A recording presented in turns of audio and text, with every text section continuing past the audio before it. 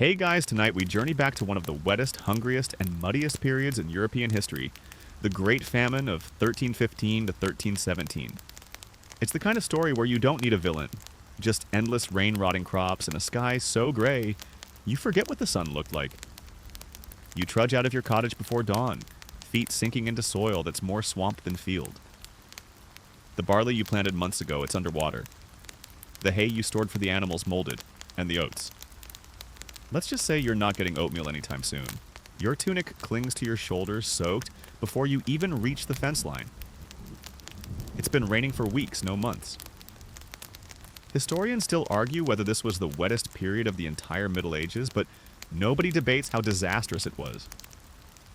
In France, in England, in the Low Countries, and parts of the Holy Roman Empire, the skies opened, and they didn't close.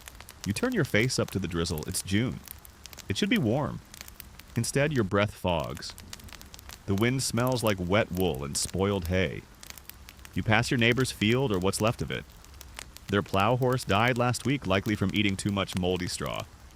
You offered to help them till by hand, but what's the point when nothing's growing? Your stomach growls not politely, it complains like it's filing a petition. Last night, dinner was half a turnip and a mouthful of sour milk. The milk curdled because the firewood was too damp to keep the hearth warm. Nothing dries. Not your cloak, not your shoes, not your soul. Your village isn't starving yet, but everyone feels the edge of it creeping closer. You notice it in how quiet people have become. No idle gossip near the well. No children playing in the lanes. People have stopped naming their newborns. The rain comes down in sheets again. You shelter under the eaves of the empty grain store and run your fingers along its dry timber frame. Just last year it was stacked floor to ceiling with sacks of barley and rye. Now mice don't even bother checking. You remember what the reeve said yesterday, we may have to eat the seed stock. The entire village gasped. Not out loud, of course, but inwardly like a collective breath drawn and never released. Seed stock is your future. If you cook it, chew it, swallow it, you're not just eating grain, you're eating next year's hope. The priest says this is God's judgment. The merchant says it's the king's fault for starting another war. The old woman with one eye who sits outside the tavern and reads bones says it's the moon's doing. But you walking through the soaked barley fields in bare feet know the truth, it's the weather, stupid. And it just won't quit. There's a cart on the road up ahead. The wheels sink deep into the mud and the oxen are too tired to complain. On the cart lie bundles of wilted greens, a few bruised apples, and a barrel of something sloshing that smells faintly of turnips in despair. A trader, probably. You nod at him. He doesn't nod back. Everyone's guarding something these days. So before you get comfortable, take a moment to like the video and subscribe, but only if you genuinely enjoy what I do here. And if you're still awake, tell me where you're watching from and what time it is where you are. Tonight's not about kings or knights. Tonight you're just a peasant in a year when everything goes wrong, especially the weather. And what you'll eat, if anything, might depend on what's still growing, what's already rotting, and what you're brave enough to try. You crouch by the fire such as it is wet sticks sputtering more smoke than flame and eye the lump of dough in your hands. It's dark streaked with something purple-black and smells a bit off. It's rye bread. Sort of. At least that's what you're calling it tonight. The flour was ground from rye harvested too early, too wet, and stored in sacks that were too damp for too long. You're not a baker, but even you can tell this loaf is angry. Still, it's better than nothing. The village baker didn't open his shutters today. Or yesterday. He's probably out of flour. You heard a rumor he was mixing ground beans and sawdust into the last batches. Someone else swore they saw him sneak a rat into the oven. No one wants to believe that, but also no one would blame him. You take a cautious bite of the dense wedge. It's sour, then bitter, then strange. You blink. Your tongue tingles slightly. Your teeth squeak against something gritty. You swallow anyway. Historians still argue whether the Great Famine was worsened by a quiet, invisible threat hiding in the bread ergot fungus which thrives in damp conditions and contaminates rye. You don't know that. All you know is that sometimes after eating certain loaves, people in your village get strange. They twitch, see things, laugh at nothing. One old man danced in the street until he collapsed. The priest called it divine punishment. Someone else whispered bad rye. You look at the loaf again and set it down appetite dampened. Maybe you'll try boiling some nettles later instead. The sky outside has darkened even though it's barely afternoon. More rain. Always rain. You remember the first days of this endless storm back in the spring of 1315? It came fast. Crops drowned, hay fields flooded, everything rotted. Nothing dried. Even the chickens looked confused. Now, months later, every loaf of bread is a gamble, and the very food meant to sustain you might instead send your mind spinning into fever dreams. A child peeks in through your doorway, barefoot, wild-haired, with a turnip clutched to her chest like treasure. "It's still good," she says. You nod solemnly. That's about as high a compliment as food gets these days. Still good. Translation: not too moldy, not too wormy, not too squishy. You trade her half a cup of sour ale for it. The ale's cloudy and sharp, but it's wet and has some calories more than water, which isn't always safe to drink anymore anyway. You sip slowly. The turnip rests on the table like a guest of honor. The hunger's not sharp anymore, not like in the beginning. It's quieter now, slower, like a constant knock at the door that no one ever answers. You get used to it. That's the most dangerous part. The priest gave a sermon last Sunday. Said the famine was sent to test your faith. Said the rain was heaven's tears. Said you should be thankful for the suffering. It brings you closer to God, he said. You thought about throwing your shoe at him, but shoes are valuable now. Some people eat theirs. You lean back against the wall. It's cold stone. Always damp. You wrap your cloak tighter and let your mind drift back to better days. Days when bread was soft, not rubbery. When you didn't have to squint at every bite wondering if it would make you sick. When hunger was something that happened between meals, not instead of them. You remember harvest festivals, the smell of roasted onions, buttered barley, and cheese wheels thick as wagon wheels. You remember laughter, singing, dancing around bonfires. You remember feeling full. Another bite of bread. Another mouthful of ergot-spiced mystery. You wash it down with a grimace and some ale. Your cousin visited from a nearby village last week. Said things are worse there. Said they had no harvest at all. Said people are eating grass. You didn't believe it until you saw his teeth. Green. Still chewing, you wander outside. The village path is more puddle than road. A cow stands motionless in a field, ribs, showing tail barely swishing. You used to name the cows. Now you try not to make eye contact with them. At the edge of town, someone's trying to trade a lump of waxy cheese for a handful of onions. Neither of them has what the other wants. They argue, not loudly. No one has the energy for loud anymore. You head back home. The loaf of bread waits for you like a dare. You pick it up again, bite, swallow. Still food, sort of. You try not to think about the strange tingling at the edge of your vision. You crouch under the lean-to beside your cottage fingers wrapped around a small iron pot. Rain taps its steady rhythm against the roof, slower now, more like a whisper than a hammer. You've gathered bark today. Not firewood, not kindling. Food, that's what it's come to. The tree stood near the old road, its bark rough and flaking. Birch, maybe. Elm. You're not sure anymore. All you know is it wasn't protected by the Lord's laws and it didn't have thorns. So you scraped strips of inner bark from the trunk and carried them home like treasure. Now it simmers over a low fire, the water turning brown, the smell earthy, not unpleasant. Not exactly appetizing either, more like wet parchment boiled with regret. You stir the pot slowly, watching the bark soften and curl, hoping it becomes something vaguely chewable. This you tell yourself is dinner, boiled tree. You're not alone in this. Across Europe, in village after village, people are doing the same. Bark roots moss, even peat scraped from the earth and mashed into paste. Historians still argue whether bark broth provided real nutrition or just gave people something warm to pretend was food. But when your belly hasn't been full in weeks, pretending is half the battle. You ladle some into a wooden bowl. It steams gently in the cold air, smelling faintly of damp wood and old rain. You blow on it. Sip. It's thin. Bitter. Your teeth scrape on a splinter. You smile anyway because it's warm, and that's more than yesterday. There's a kind of ritual to this now. You gather, you boil, you swallow. Not because it fills you, because it keeps you going. Hunger becomes routine, like putting on your shoes or fetching water. You almost forget what it's like to feel satisfied. A knock at the door. You pause. Visitors are rare now. Most people keep to themselves. You open the door to find Thomas, the miller's boy. He's soaked and shivering, a bundle of something wrapped in cloth under one arm. He holds it out silently. You open the cloth. Mushrooms. You blink. Where? He shrugs. By the old shrine, near the stone bridge. You eye the bundle suspiciously. The mushrooms are pale, a bit slimy, but possibly edible. Possibly deadly. This is the new food chain guessworks. If you're lucky, you remember which mushrooms the healer said were safe. If not, well, roll the dice. You trade him a small bowl of bark soup. He drinks it fast like it's wine. You don't ask what he's eaten lately, you don't want to know. You place the mushrooms on the table next to a half turnip and a shriveled apple with a wormhole. It's a feast by today's standards. You cut one mushroom in half, sniff it, then decide you'll boil them with nettles and hope for the best.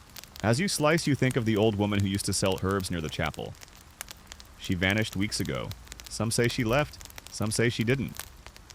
Her door was open, the herbs were gone. You stir the pot again. The stew thickens a little, you crush in some dried nettle leaves. Maybe tomorrow you'll go looking for more greens. The hedgerows still offer tiny miracles if you know where to look. Chickweed, purslane, wood sorrel. You used to pull those out of the garden like weeds. Now they're salad. Outside, the rain picks up again. The smell of mushroom soup or whatever this is fills your home. For a moment, it almost feels like a proper meal. You think of your grandmother's stories about the old famines. She said once when she was a girl, they ate boiled grass and thistles, that they ground dried bones into flour, that her brother ate clay just to feel full. You used to laugh at those stories. Now you believe them. You set the table. One wooden bowl, one dull knife, a spoon you carved yourself after the old one cracked. You whisper a quick thanks, not because you're especially pious, but because it feels wrong not to. You eat slowly, carefully. The mushrooms are soft. The broth is hot. The bark adds a strange, fibrous crunch. You think maybe tomorrow I'll try boiling pine cones. Maybe you're joking, maybe not. You finish the bowl and set it aside. The hunger hasn't gone, but it stepped back a little like a shadow fading at dusk. You sit by the fire watching it smolder and let the warmth wrap around your knees. Outside, the wind howls like a lonely dog. Inside, you're full enough to pretend it's not so bad. You sit on the floor beside your hearth, staring at the small wooden chest in the corner. You know what's inside. Every family does. It's the seed grain carefully measured and saved from the last harvest, meant for sowing when the ground thaws. It's not for eating, it's for surviving the year after this one. But the rain hasn't stopped in months. The barley rotted where it stood, and the ground has swallowed your winter stores like a greedy child. You've eaten the last root in the cellar, the last sprig of dried thyme. You licked the honey spoon 3 times before putting it back empty. And now with your ribs poking through your tunic and the children curled up on the floor like kittens, you can't stop thinking about those grains. The chest is locked, but the key is right there hanging from a leather thong on the wall. You reach for it, hand trembling not from guilt, but from weakness. Hunger makes everything a little heavier. You've heard stories that in some villages people already broke their seed stores, that entire harvests were swallowed to make flatbreads and porridge just to keep children alive. Historians still argue how widespread the practice became, but when you're the one staring at the box, it's not philosophy, it's personal. You pull the chest open. Inside linen sacks tied shut with twine. You loosen one and inhale deeply. The smell is rich, dusty, like something sacred. You let your fingers trail through the kernels, wheat oats, maybe a few fava beans. Food, real food. You take out a handful and weigh them in your palm. If you roast them just gently, you could make a kind of mush. Maybe flavor it with some salt if there's any left. Maybe eat a mouthful each and still save enough for planting. Maybe, or maybe not. You close the sack, tie it again. Return it to the chest. Shut the lid. But you don't lock it. Across the room, one of the children stirs and lets out a soft whimper. Not crying, not really. Just the kind of noise that hunger makes when it leaks out of dreams. You walk to them and pull a blanket up to their shoulders. You kiss their forehead already hot from too many nights on the cold floor. Then you sit beside them, staring at the fire. You haven't eaten since yesterday. A boiled leaf soup that tasted like ash and pond water. You imagine the seed grain again. Roasted, nutty, warm. You try to taste it in your mind. You know what some people are doing. Selling what little they have left, clothes, tools, even land in exchange for a few precious sacks of grain. But not all of them are using it to plant. Most are cooking it right away. Some are trying to hide it from their neighbors, burying sacks under floorboards, under beds, even in the forest. You overheard one old man say that his family planted the last of their grain, and a herd of wild pigs trampled the field a day later. He wept while chewing on boiled leather shoes. The famine doesn't just kill, it undoes. It unwinds the knots of community of trust. A neighbor borrows a loaf and vanishes. A friend sells you spoiled meat for half a jar of honey. The baker's apprentice ran off with a donkey and all the sacks of rye flour. The donkey returned, alone. You get up again and walk back to the chest. Open it. Take out another handful. This time you drop them into a small clay bowl. You look toward the fire, then to the sleeping children. You decide. Roasting just a little over a low flame. Just enough to bring out the aroma. You won't cook at all. Just a taste. You set a pan above the fire and scatter the grains into it. They pop and hiss softly like applause from another world. The smell rises earthy rich like toast and warm sun. Your stomach clenches in anticipation. You divide the roasted kernels among 3 bowls. Add a splash of water to soften them. Not enough to make a porridge, but enough to feel like something. You wake the children with a whisper and hand each a bowl. Their eyes go wide. They don't ask what it is. They don't need to. They eat in silence, reverent. You've never seen anyone eat so slowly. You take your own portion last. It's not much, a few spoonfuls. But each one tastes like memory. Like what life used to be. Like what you hope life might be again. You swallow and feel for the first time in days just a flicker of strength return to your arms. You tell yourself you'll stop now. That the rest of the seed will be kept safe. That spring will come. That something will grow. You tell yourself this and repeat it like a prayer. But you still don't lock the chest. The pig still lives, somehow. She's thin, no skeletal, and mostly bone bristle and stubbornness. You named her once, but you've stopped saying it aloud. These days calling her pig is safer. Less dangerous to the heart. She noses weakly at the corner of the shed where you keep her rooting at old straw like she still believes a beet or a crust of bread might be hiding there. You haven't fed her in 2 days. She hasn't squealed in 3. Just stands there looking at you with those watery, patient eyes. And every morning you walk out with your knife and don't do it. It's not that you don't need the meat, you do. So badly. Your joints ache, your skin's gone pale. The kids keep coughing. Pork stew could make the difference between life and death. But if you kill her now, that's it. There's nothing after. No more scraps to save. No more hope for piglets in the spring. No more bargaining chip for the tanner or the tax collector. No more neighbor envy when she squeals loud enough to remind everyone she still exists. So you stall. Feed her old weeds. Let her nibble cracked acorns. Once you even gave her half a leather strap soaked overnight to make it chewable.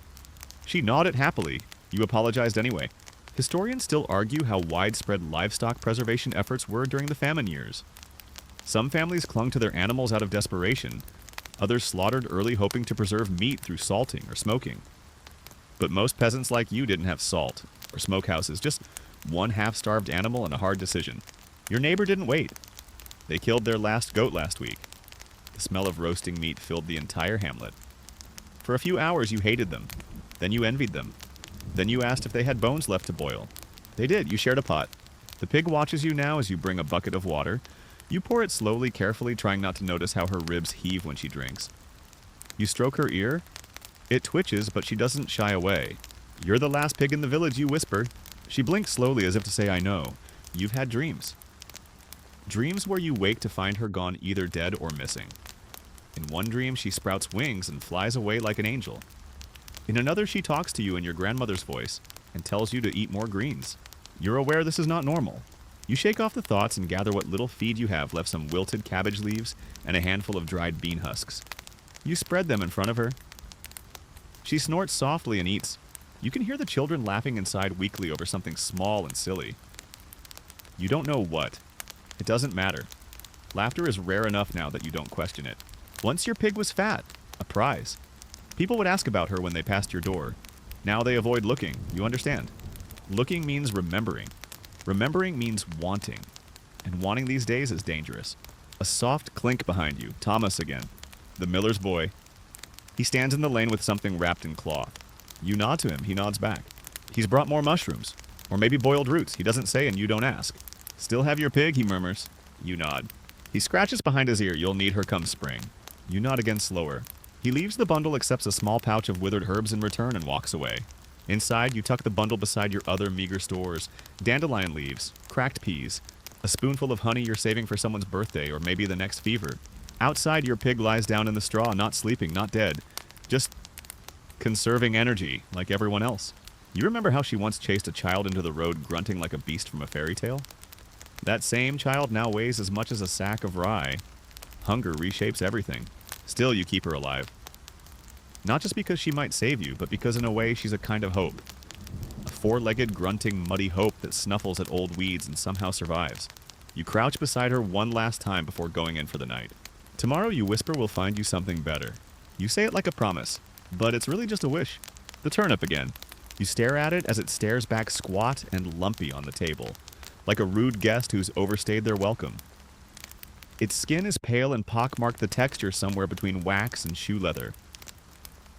You're pretty sure it's the same one from 3 days ago. You keep cutting off small bits, boiling them with whatever greens you can scavenge, then putting the rest back like it's a rare relic from a forgotten temple. Turnips used to be a side dish, now they're the entire meal. Again, you peel it slowly with a knife so dull it's more of a suggestion than a tool. The inside is fibrous and spongy, and there's a small soft patch near the base. You slice that off. No one wants to get sick right now. Sickness and hunger don't play nice together. Your hands are stiff from the cold. The hearth is still smoldering from last night's bark broth, and you coax it back to life with a few dry twigs and a prayer to whatever god is in charge of dry firewood. The flame coughs to life, and you drop the turnip bits into a pot with a splash of cloudy water and some wilted nettle leaves. The smell is faintly vegetal, mostly damp. You breathe it in like it's a roast. You stir slowly and think about variety or the lack of it. Once your family had beans, lentils, a chicken or two, even a few eggs now and then, the luxury of options. Now every meal is just some variation of boiled plant matter and sadness. You've tried turnips roasted, turnips mashed, turnips raw. You even tried grating one and drying it near the fire, hoping it might become something like a crisp. It didn't. Historians still argue whether root vegetables like turnips and parsnips truly saved medieval Europe from total starvation, or whether they merely extended the suffering. Either way, they grew deep in the ground, ignored the rain, and didn't mind poor soil. In other words, perfect famine food. You ladle the soup into a cracked bowl and set it on the table. The children gather around with the solemnity of monks. No one speaks. You pass around a spoon like it's sacred. Slurp pass, slurp pass. Your eldest daughter smiles weakly and says, "It's better than yesterday." It's not, but you nod. The youngest tries to chew a chunk that's still a bit hard and ends up just gumming it for a while. You gently take it from her and mash it with the back of the spoon. This is the rhythm of your days now. Soup, silence, sleep. You dream of butter. You do terrible things for butter. Spread thick on brown bread, or dripping off roasted garlic, or melting over a bowl of hot porridge. But dreams are for nighttime.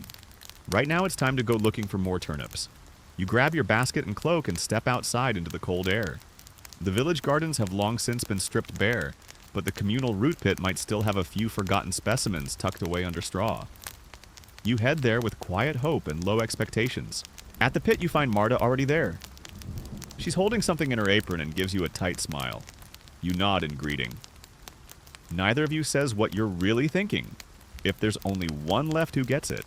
You both dig, carefully, slowly. The straw is damp and your fingers are numb before you even touch dirt. Then you feel it, something firm, round. You pull. A turnip. It's small and slightly split, but it's real. You cradle it like a newborn. Marta finds one too, just a little smaller. You both breathe a sigh of relief. Dinner, she says.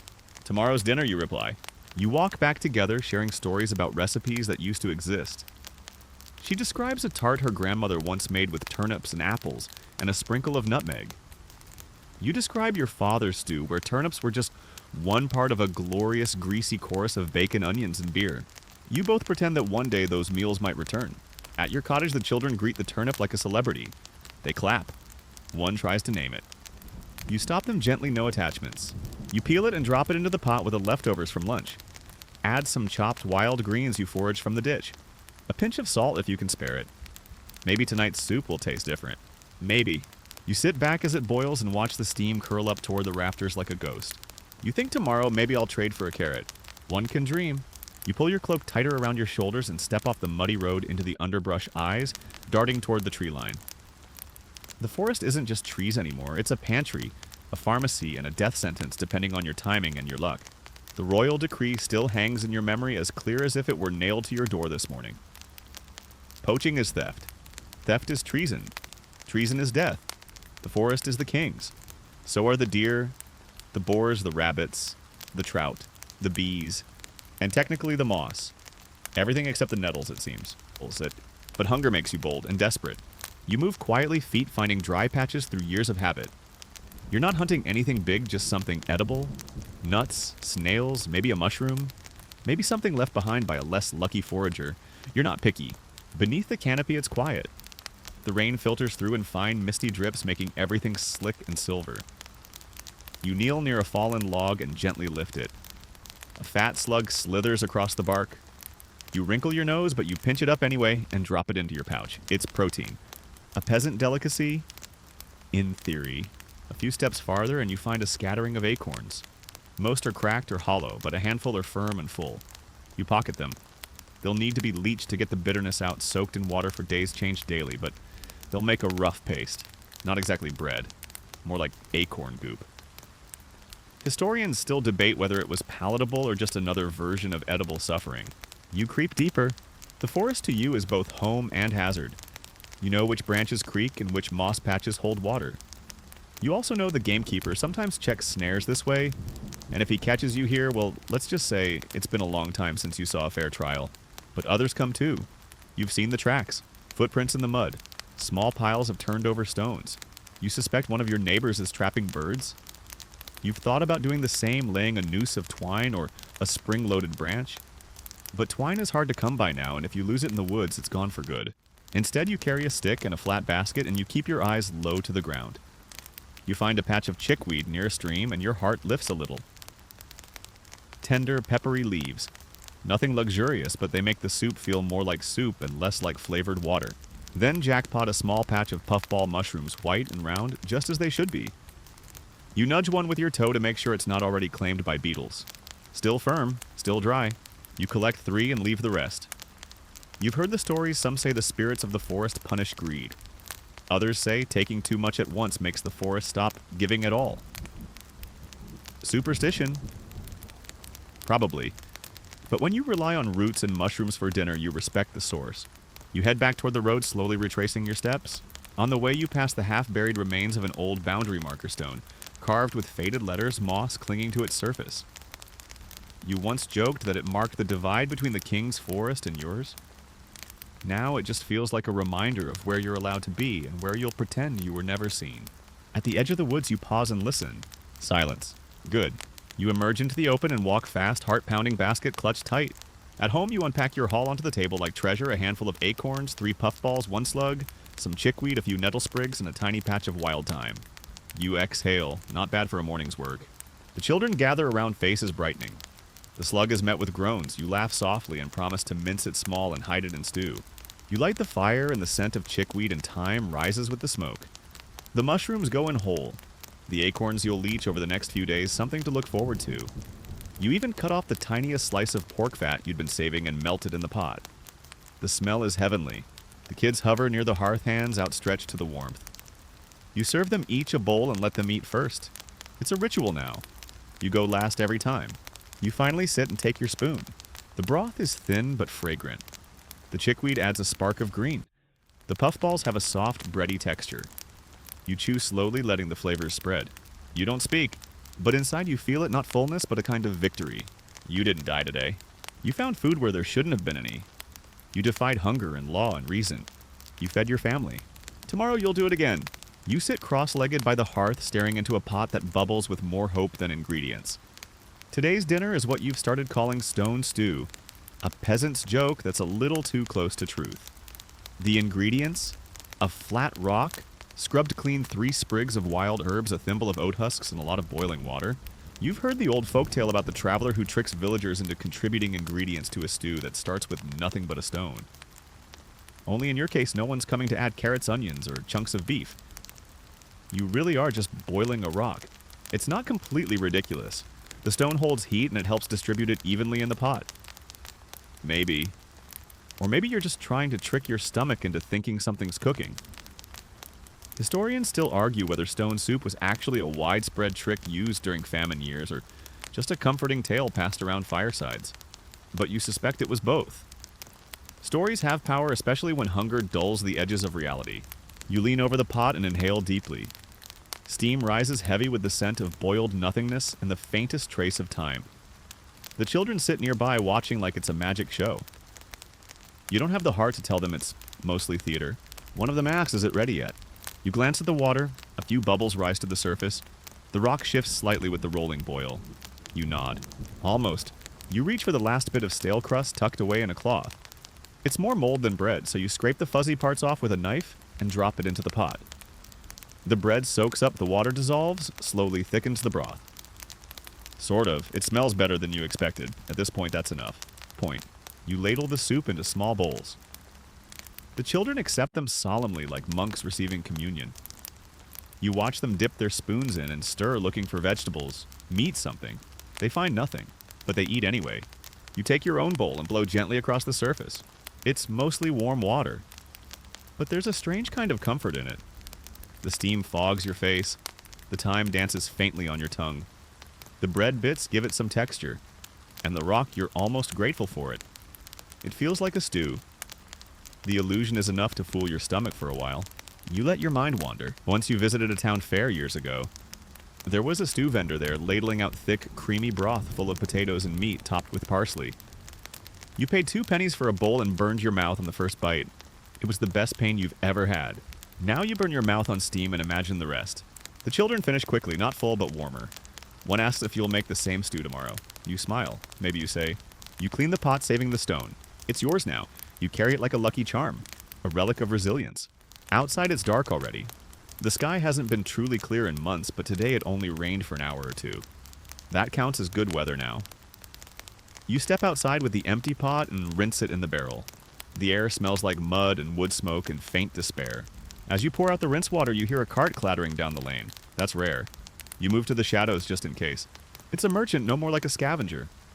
His cart's filled with broken barrels, scraps of fabric, and bundles of dried roots. He stops near the village square and begins calling out in a hoarse voice.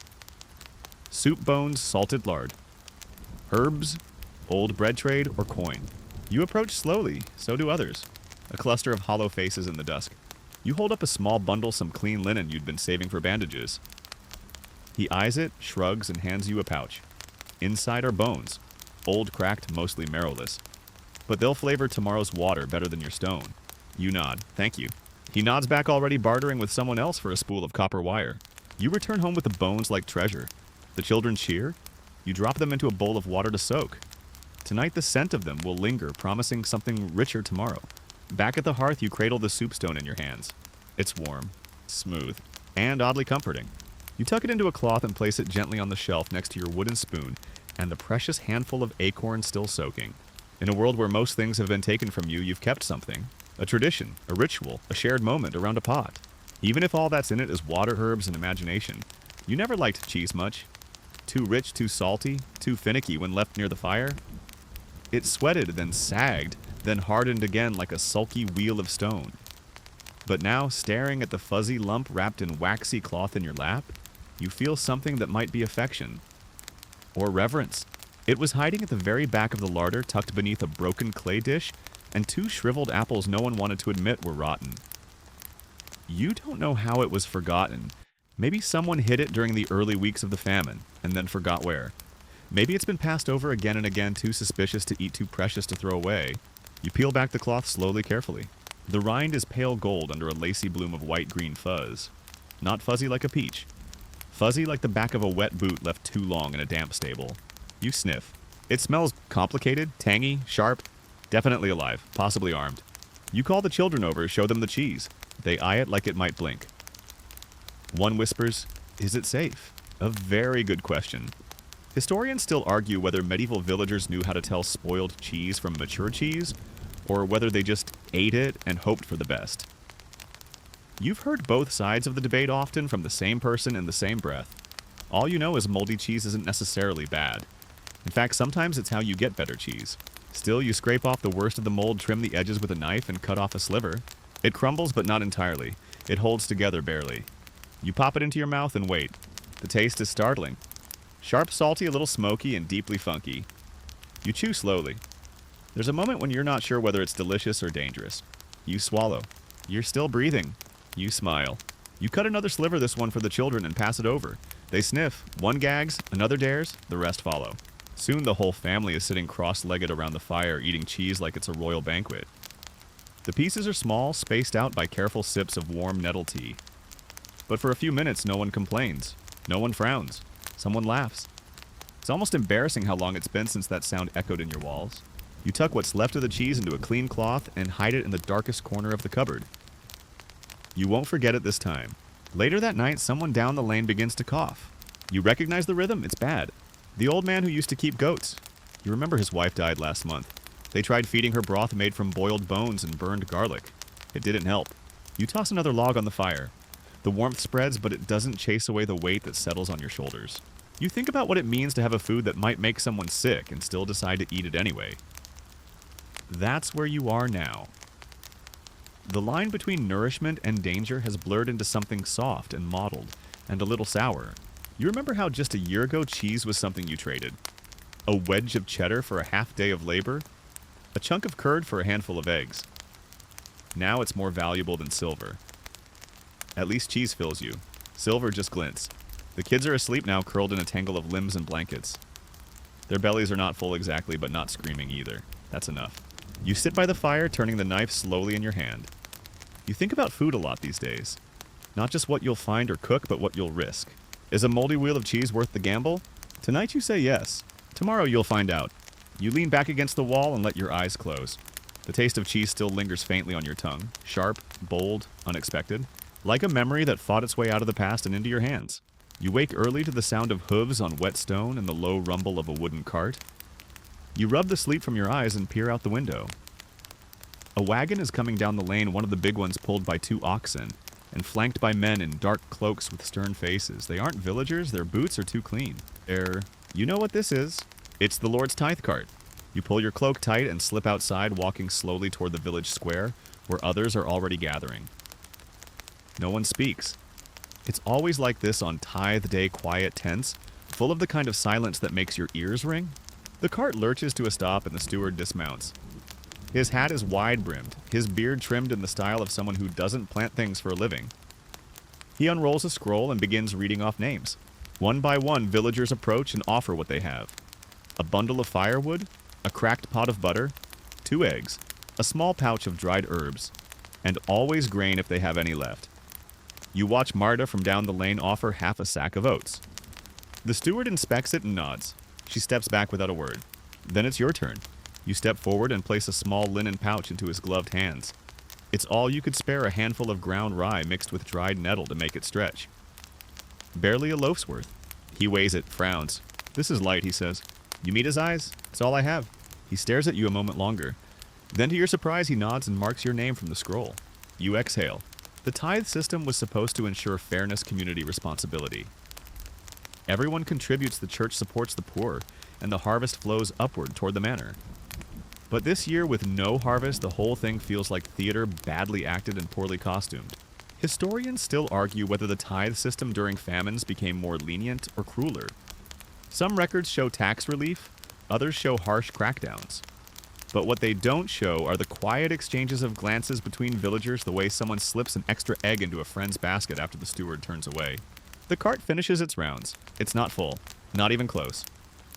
You wonder what they'll do with it.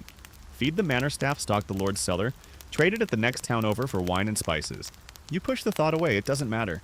Back home, you sit at the table and take stock of what remains. A few handfuls of barley, a clump of dried onion greens, the last scrap of cheese hardening at the corners, and a small bone from a pig roast gifted by someone who owed you a favor 3 winters ago. You'd been saving it. Not out of sentiment, but because it still has a bit of marrow in the center. You place it in the pot with water and set it on the fire. As it simmers, the smell of something meaty begins to fill the room. It's faint but unmistakable. A promise. You close your eyes and let it wash over you. One of the children wakes and comes to sit beside you.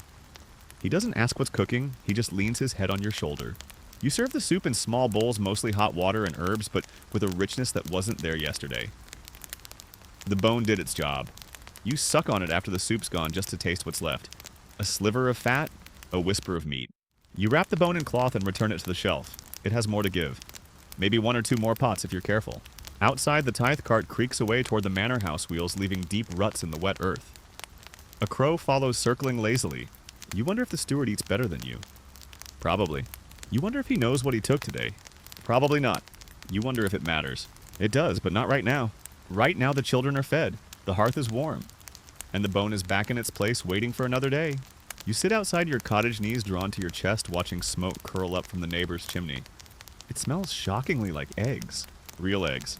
You blink, nostrils flaring slightly as if the scent alone might fill your stomach. Your eyes drift to the house across the lane. Their shutters are closed, but the smell drifts strong and sharp across the cold morning air. Someone has eggs and they're cooking them. Not boiling them, frying them. You haven't smelled that in months. You didn't think you'd smell it again. For a second, your brain starts painting pictures you didn't authorize: golden yolks, breaking over crusty brown bread butter, hissing as it hits a hot pan, that little edge of crisp on a well-done white. You bite the inside of your cheek. You shouldn't think about it too hard. Where did they get eggs? The village hens mostly stopped laying when the cold and wet dragged on too long. Some were eaten, some died. A few are still alive, scrawny little things huddled in hay-lined boxes, but they haven't produced in weeks. You'd trade a lot for a single egg, a bowl of acorns, a full day's labor, maybe even your good boots. You remember the days when eggs were common? Breakfast food, market currency. Once your cousin tripped and cracked 6 eggs on the way to the mill and cried like he'd broken his leg. Now you understand why. The smell lingers. Someone adds herbs, maybe chives. You didn't even know they had chives. Your stomach tightens in protest. The children haven't noticed yet. You hope they don't. Jealousy is an expensive emotion when everyone is suffering. But still, you wonder, did they trade for the eggs? Are they hiding chickens? Did someone visit from a nearby town and leave a gift? Or is this something darker? Historians still argue how common acts of desperation became during the Great Famine. The official records don't mention neighbors stealing food from one another, or worse. But the silence in those archives can be deafening. You watch the cottage across the lane and remember a story you overheard weeks ago.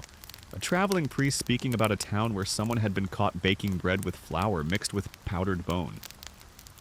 No one asked where the bones came from. You shake the thought away. There's a knock at your door. It's Marta holding a basket covered with a linen cloth. She looks nervous, eyes darting. "I need a favor," she says quietly. You let her in. She sets the basket on the table and lifts the cloth. Inside 3 potatoes, misshapen, dirt-smudged, and beautiful. "Where did you start?" She holds up a hand. "Don't ask." You don't. She wants help peeling and boiling them in your pot. Says she'll share. You agree. As the potatoes bubble in water, the scent rises clean and starchy. Not as rich as the eggs, but honest. Potatoes were once called peasant food. In times like this, they're noble. You mash them with a little salt and a spoonful of leftover onion broth. It's creamy even without milk.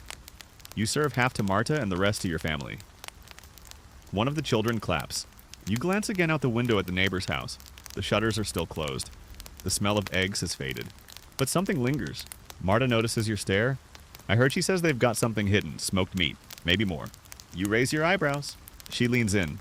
Don't go asking. Just don't trust it if they offer anything. That kind of food doesn't come cheap anymore. You nod slowly. After she leaves, you sit beside the fire, letting the warmth soak into your bones. You still want the eggs, but you're not sure what it costs to get them. Sometimes you can't tell if someone's luckier than you or just more desperate. You close your eyes and lean your head back against the wall. Tomorrow, maybe you'll find a potato of your own. Maybe not. But tonight, at least, you're not the one cooking in secret behind closed shutters. You kneel beside a ditch just beyond the edge of the village, your basket hanging from your arm nearly empty. The sun hasn't broken through the clouds in days, but the drizzle has paused, and you take that as a good omen. You squint through the brush fingers, brushing through damp grass, searching for anything vaguely green and chewable. There, a patch of nettles. Spiky, sharp-edged, and defiant. Most people avoid them. You've become an expert at plucking the younger leaves without getting stung, folding them inward, pinching from the base.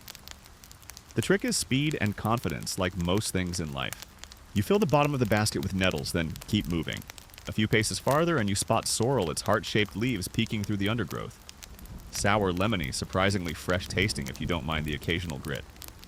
You pull up a few clumps and add them to your haul. Then comes the real prize, fat hen. The name always makes you laugh a little. It sounds like a joke, but the plant itself is versatile, leafy filling and sometimes mistaken for spinach by people who don't know better. You know better. You add a small handful, then sit back on your heels and sigh. This is what passes for a salad these days. Historians still argue how widespread foraging knowledge was among medieval peasants. Some records suggest it was essential. Others say most people avoided wild plants unless they had no other choice. You're firmly in the must-know, must-forage camp now. It's survival disguised as botany. You chew a piece of sorrel absent-mindedly and let the sourness spark your taste buds. For a moment it tastes almost fancy, like something a rich noble might use to garnish a roast duck. You grin. A sour leaf and imagination make a fine sauce. As you walk back toward your cottage, you stop by the stream and dip your hands into the cold water, rinsing off dirt and dust. You see your reflection, hollow eyes, wine-chapped cheeks, hair matted by rain. You look older, leaner, less like yourself. At home, the fire is still warm from this morning's potato meal. You stoke it and add a little kindling. Then you dump the contents of your basket into the wash basin and begin sorting. The nettles go into the pot first. You'll boil them to soften the sting. They'll lose their bite, become something like spinach, at least in texture. The sorrel you'll chop fine and stir in later for flavor. The fat hen you'll keep raw. Add it at the end like a garnish because presentation matters even now. You pause and chuckle. Salad course you whisper aloud like a noble presenting dinner. The children laugh from their spots by the fire. One mimes a waiter's bow, another curtsies. You let the laughter roll a little longer. You need it. It burns cleaner than the firewood. As the greens simmer, a fresh scent fills the room. Not meaty or rich, but vibrant. Alive. Like spring, even if it's still months away. You ladle the broth into bowls, drop in some of the raw fat hen leaves, and pass them around. The kids sip carefully, nod approvingly. Tastes like the river, one says. You're not sure if that's a compliment, but they keep drinking, so you'll take it. You sip yours and feel something shift. A tiny glow of comfort, like a coal-catching flame. Greens aren't filling. They won't stop the hunger gnawing at your ribs. But they remind your body and your spirit that life still grows. That not everything is brown and dead and rotting. That even now something green still pushes through the muck. After dinner, you sit by the door and watch the last light fade from the sky. The air smells like damp leaves and earth, but also like herbs lingering subtle. A sign of nourishment. You think back to springtime in better years when greens were a luxury for cleansing the winter's heaviness. Back then you complained about the taste. Now you'd trade your cloak for a handful of mustard greens. You stroke the edge of the empty basket and think about where else you might forage tomorrow. There's a thicket near the chapel ruins, and a dry patch under the collapsed hay barn where violets sometimes grow. You smile. Your salad days aren't over, they've just changed. And tomorrow you'll eat them again. You're chewing on leather again. Not metaphorically, actually. The old strap from your satchel soaked in water overnight and simmered this morning with a pinch of salt and a bay leaf you've been hoarding like a guilty secret. It's chewy tough and mostly flavorless, but it gives your mouth something to do and your stomach something to consider. The leather softens a little more with each boil. This is its third time in the pot. You're starting to appreciate it not for its taste, but for its commitment. It just keeps showing up meal after meal like a loyal, rubbery guest. One of the kids asks, "What is it?" You shrug. "Old cow." Not technically a lie. They nod solemnly and keep chewing. You once read, well heard really, that during long sieges people boiled belts, shoes, even saddles.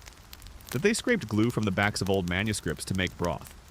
Historians still debate just how widespread that sort of eating became, but you've now personally confirmed it's entirely possible to survive off leather if your expectations are low enough.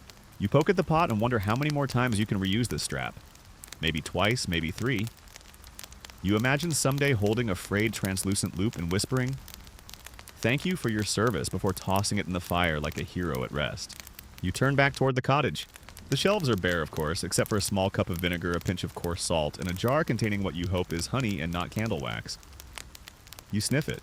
Candle wax. You sigh. You consider eating a candle. You really consider it. You don't, but you make a mental note to revisit the idea if things get worse. In the corner of the room is your old boot, the one with the hole in the sole and the laces that turned to string months ago. You eye it. The top leather is smoother than the strap. It might soften nicely. You set it beside the pot like an auditioning actor. Outside, a bell tolls from the chapel. You pause. That usually means news, or death, or both. You step out and walk toward the sound, brushing your hands clean on your tunic. At the chapel steps, Father Ulrich stands looking more tired than holy, holding a sheet of parchment that flaps in the wind. He reads a notice from the local lord. A shipment of salted fish is being brought through the region. Some may be distributed to nearby villages, if the roads are passable, if the fish are not spoiled, if there's any left after the soldiers take their share. You feel your hopes rise and immediately sink under the weight of all those ifs. Still you linger as people murmur, calculate, speculate. Some are excited. Others are already angry, assuming they'll never see a scale or a tail. You return home. The fire has burned low. The pot simmers. The leather strap looks increasingly translucent. You cut a slice from the edge and taste it.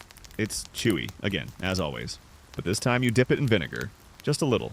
Your eyes widen. It's terrible. But it's interesting. You chuckle. Gourmet. You pass a piece to the children. They grimace, then brighten. It's like sour meat, one offers. Sure, why not? Dinner passes with quiet chewing and a few small jokes. You catch yourself smiling and quickly stop. You don't want to make a habit of it. Later, after the fire's out and the children sleep, you sit alone and look at the boot again. You wonder how long it would take to soften the tongue. You wonder how long until you consider the soul. You wonder when chewing your own belongings becomes normal. Then again, what isn't normal now? You lean back against the wall, close your eyes, and whisper a silent thank you to the strap, to the vinegar, to the awful stew that got you through the day. Tomorrow, maybe the fish will come. Or maybe the boot gets its big debut. The monastery sits on the hill above the village like a stone guardian, aloof, eternal, and infuriatingly quiet. Its bell still rings for prayer 3 times a day every day, as if the world hasn't turned to mud and misery beneath it. The monks live behind walls so thick you could shout your name and never hear it echo. And rumor says they still eat well.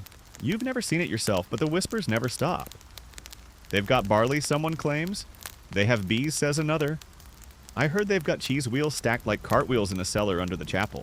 You don't believe all of it, but you believe enough. Today you decide to see for yourself.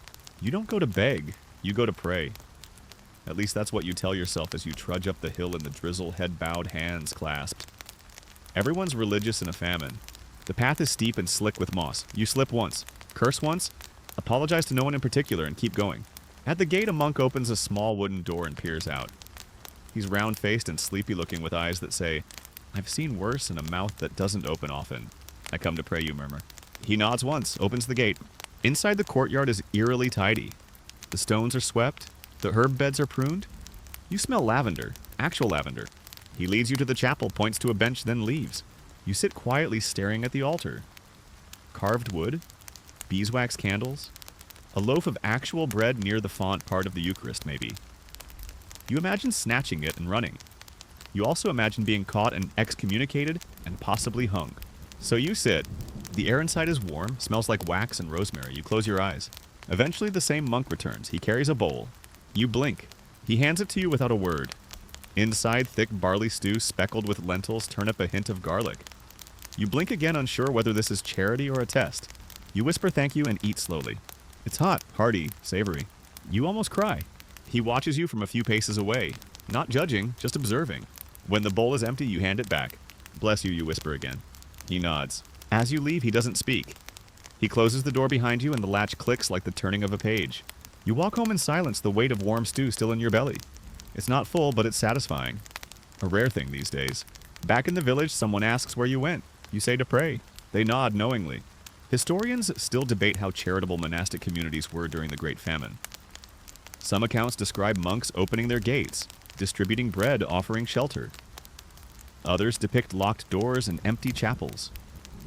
You think the truth, as usual, lies somewhere in between, behind doors that creak open just a little. Just long enough to feed someone once. That night, you try to replicate the stew. You don't have lentils, or barley, or garlic.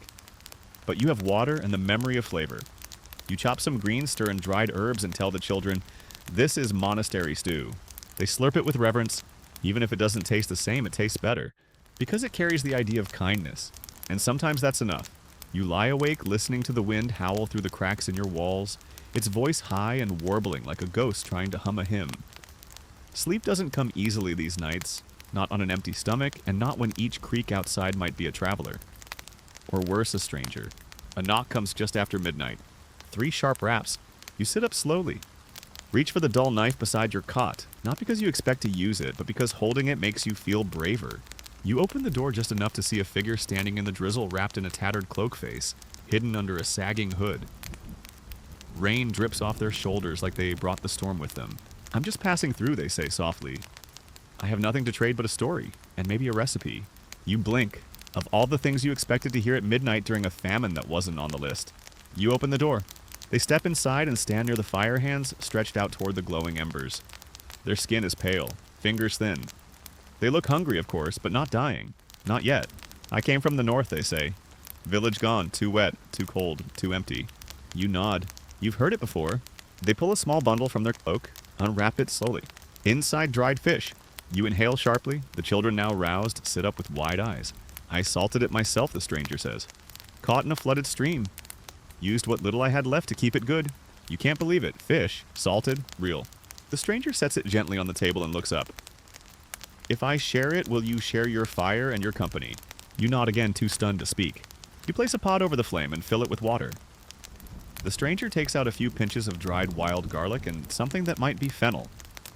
The fish goes in last, already flaking from the long journey. The smell is divine. The children sit with bowls ready before you even say a word.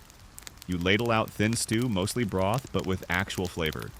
It tastes like the sea, like wind, like the memory of summer markets where fishmongers called out prices over the noise of seagulls. You eat slowly, reverently.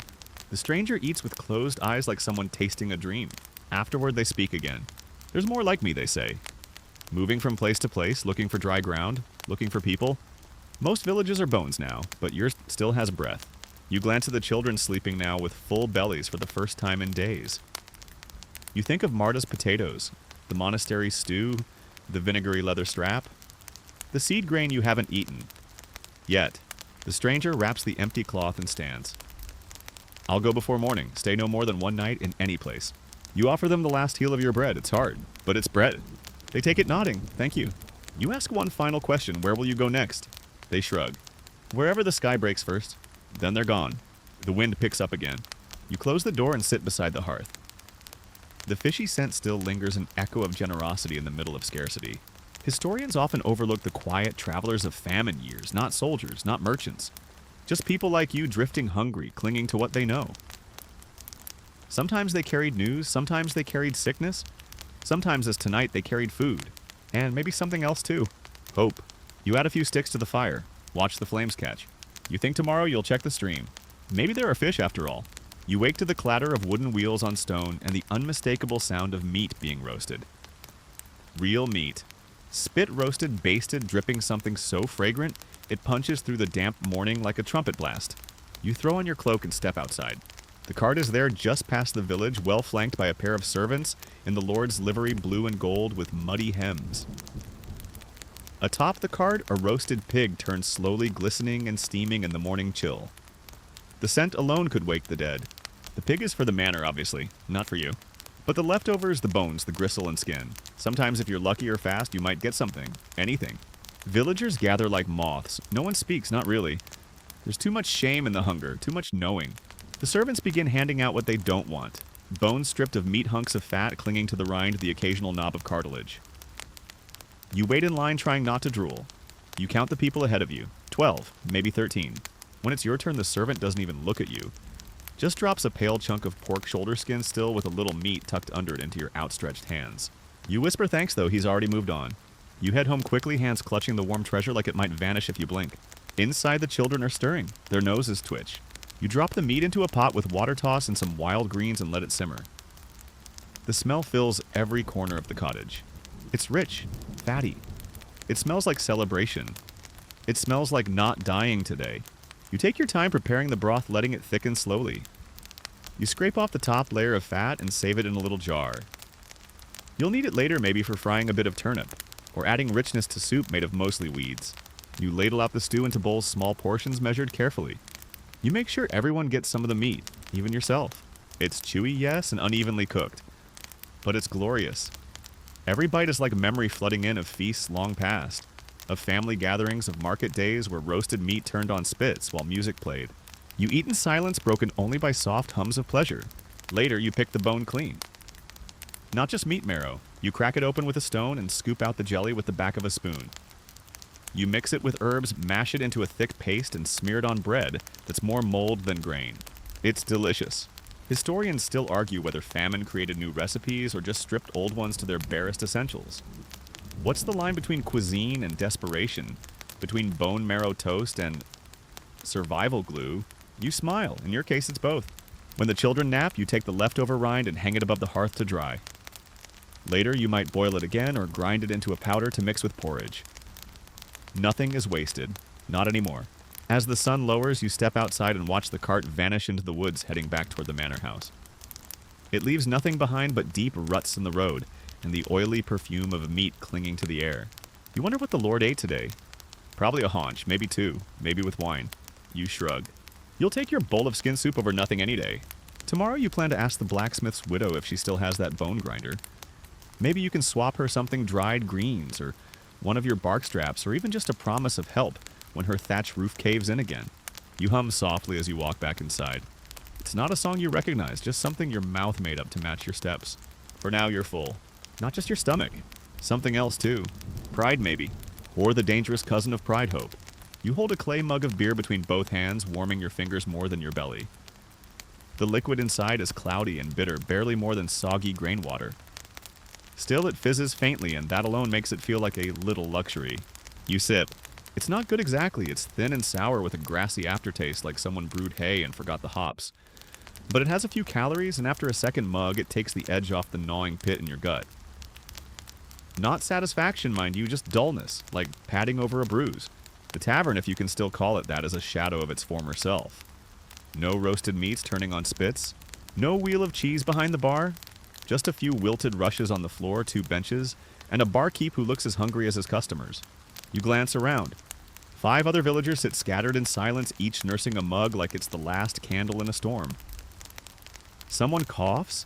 Someone else belches softly and apologizes. It feels more like a waiting room than a pub.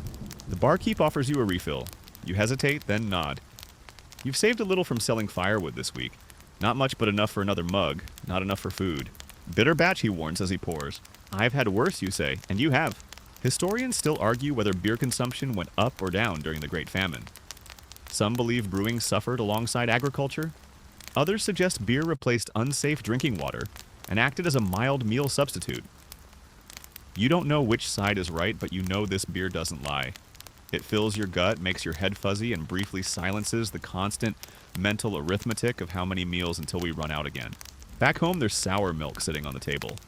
You've been ignoring it, hoping it would become something useful. Cheese, maybe, or yogurt. It hasn't. It's just clotted at the top and separated into strange layers. One sniff makes your eyes water. Still, you strain it through a cloth. What drips out is chalky, tangy, and vaguely acidic. You pour it into a bowl and stir in chopped wild greens.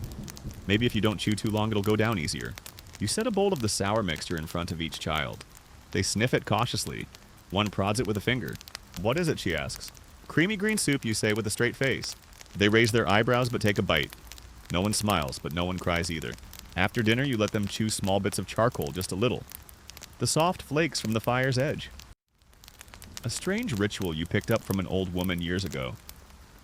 She swore it cleans the stomach. Maybe it does. Or maybe it just makes you feel like you're doing something about the cramps that come and go with the tides. You take a last sip of beer and set your mug by the hearth. The fire's low, mostly coals. You nudge it with a stick and stare into the glow. You think about drinks, about how even liquids have become acts of calculation. Is the milk too sour to drink? Is the water safe? Is the beer strong enough to matter? Once you had options. Mead for weddings, ale for fieldwork, cider for breakfast even. Now anything wet that doesn't make you sick is a win. You miss tea. Not real tea, you never had that. But wild infusions, peppermint, elderflower, dried linden leaves. You used to gather herbs just to make the water taste like something. These days, most of those herbs go in soup or poultices. Maybe tomorrow you'll forage for more. A warm drink in the morning might help your mood and your joints. You glance at the sour milk bowl still half full on the table. You consider finishing it but decide against it. Not worth the gamble. Instead, you sip water from a cup that smells faintly of last week's onion broth. The taste has soaked into the clay. Not unpleasant. You lie back, your stomach lightly padded with beer and sour curd. Not full. Never full. But not empty either. The lines between drink and food comfort and necessity, bitterness and gratitude, they blur. Like a fog that settles over everything and refuses to lift. You close your eyes. Let the taste of bitterness become background. And drift off wondering how long you can keep stretching flavor from things that barely qualify as food. You walk beside the stream with a woven basket tucked beneath your arm, and 2 children trailing behind their bare feet squishing in the wet earth. The rain held off this morning for once, and the air carries that rarest of scents, something fresh. The children are playing a game as they walk, shouting out names for every plant they recognize. Stinging kiss for nettles, moonfeather for cow parsley, frog fork for horsetail.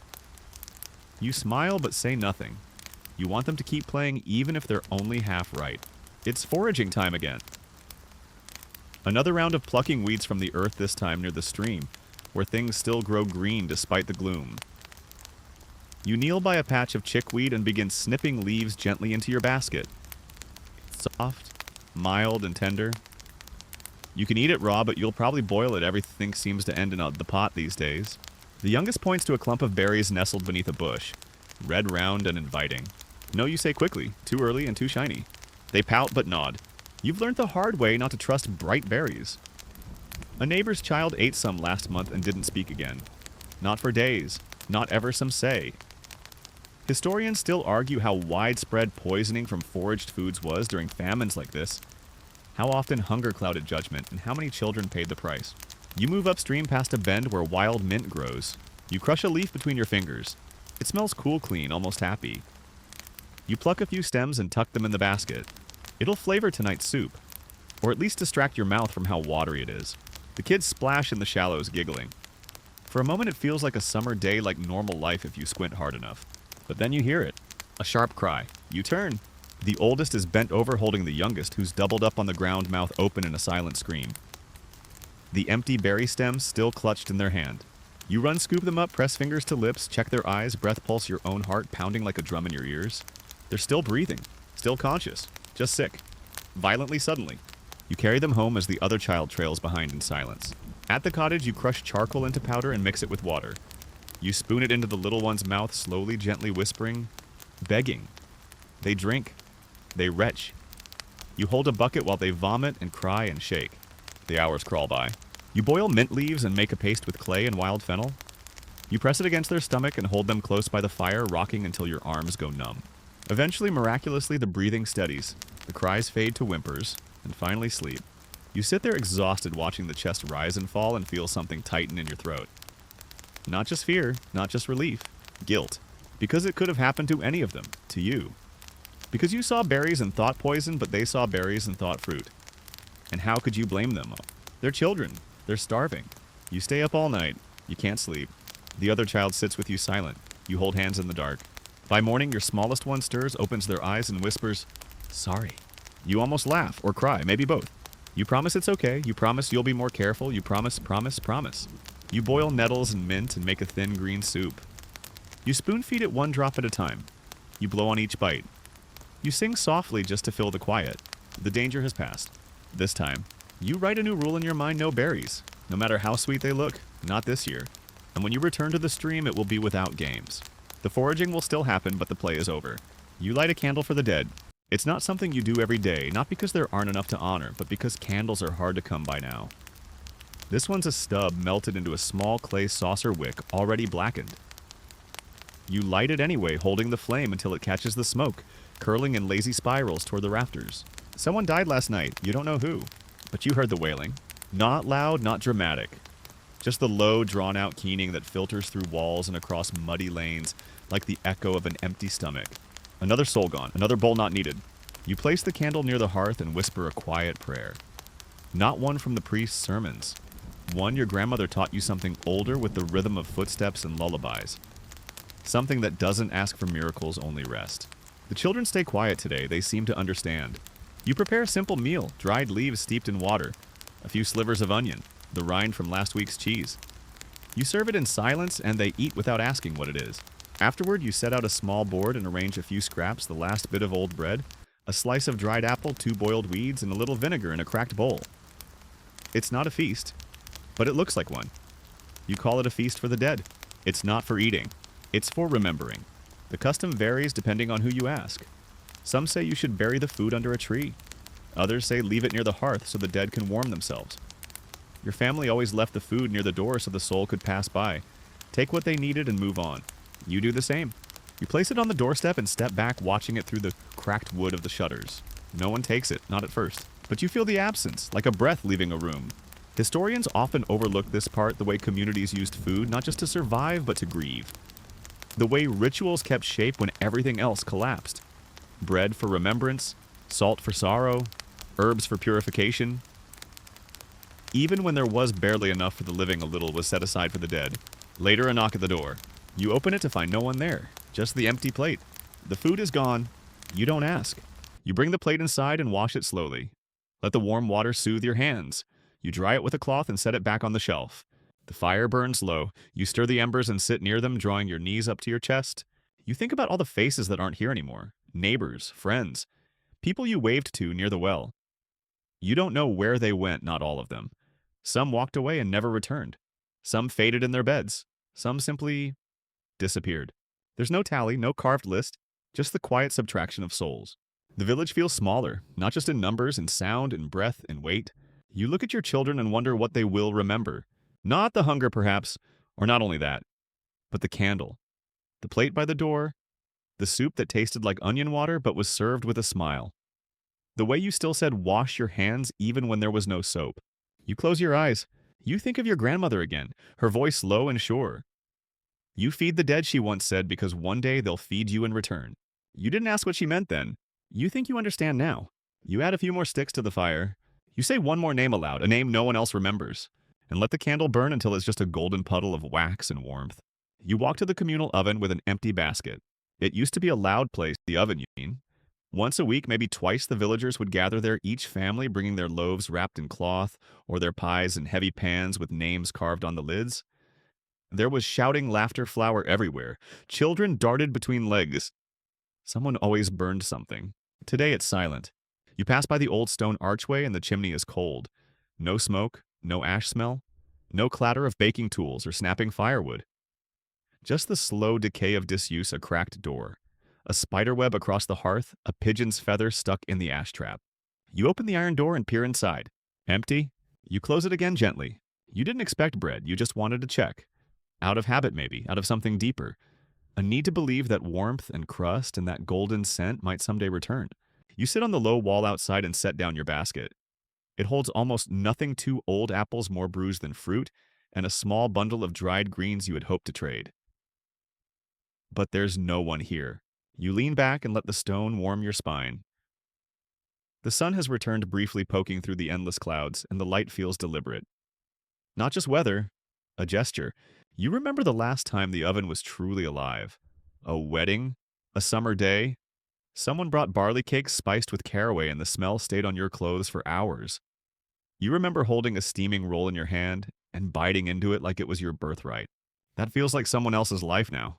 A quiet footstep interrupts your memory. You look up to see Thomas the miller's boy, now lanky and ragged, carrying a bundle of firewood under one arm. He nods. Thought I'd try and light it. You raise an eyebrow. With what flour? He shrugs. Maybe not for flour, maybe for heat. You help him clear the hearth. Scrape out old ash pile dry bark near the back. Coax a spark from flint and steel. The fire catches slowly, then grows curling orange tongues around the logs. The warmth is immediate, shocking. You hadn't realized how cold you were. A few others appear drawn by the smoke. Marta, the old shepherd. One of the Reeves' daughters with a bundle of something wrapped in wax cloth.